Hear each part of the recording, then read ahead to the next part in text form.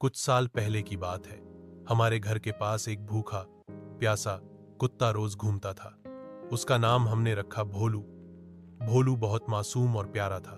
गांव के सरपंच जी उसे खेतों की रखवाली के लिए लाए थे, लेकिन भोलू को गांव में रहना पसंद नहीं था। हर बार वो गांव से भाग जाता और हर बार मेरी माँ उसे ढूंढकर वापस लाती।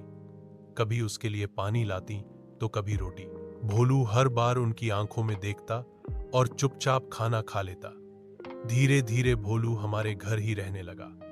वो अब पूरा का पूरा माँ का बच्चा बन चुका था।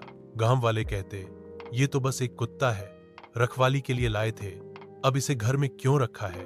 पर माँ उसे सिर्फ एक कुत्ता नहीं, एक परिवार का सदस्य मानती थी। भोलू भी माँ से इतना जुड़ गया था कि अगर माँ कहीं जाती तो वो उनके पीछे पीछे दौड़ता।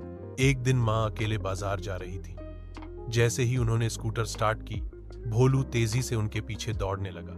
माँ ने पापा से कहा, धीरे चलाओ, भोलू पीछे भाग रहा है, कहीं कुछ हो न जाए। माँ बाजार गई, दुकान के अंदर चली गई और भोलू बाहर दरवाजे पर बैठ गया। अगर माँ थोड़ी और देर लगाती तो भोलू अंदर आ जाता। दुकानदार बोले, मैडम, इस कुत्ते को आप ही ले जाइए, यह तो आपके बिना रह ही नहीं सकता। कुछ दिन बाद माँ की तबीयत बहुत खराब हो गई। वो भोलू को गांव के लोगों के पास छोड़कर इलाज के लिए चली गई। गांव वालों ने 2 दिन बाद भोलू को जंगल में छोड़ दिया। सोचा अब ये किसी काम का नहीं, लेकिन जैसे ही उन्होंने उसे पिंजरे से निकाला, भोलू भाग गया।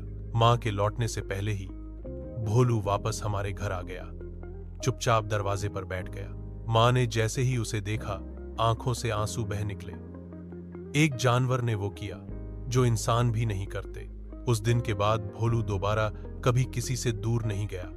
वो हमेशा हमारे घर का हिस्सा रहा। कई साल तक उसने हमारी वफादारी से सेवा की। जब उसका आखिरी समय आया, हम सबने उसे प्यार से विदा किया। आज भी जब दरवाजे की तरफ देखती हूं तो लगता है भोलू वहीं बैठा है, क्योंकि कुछ रिश्ते खून से नहीं, प्यार और वफादारी से बनते हैं।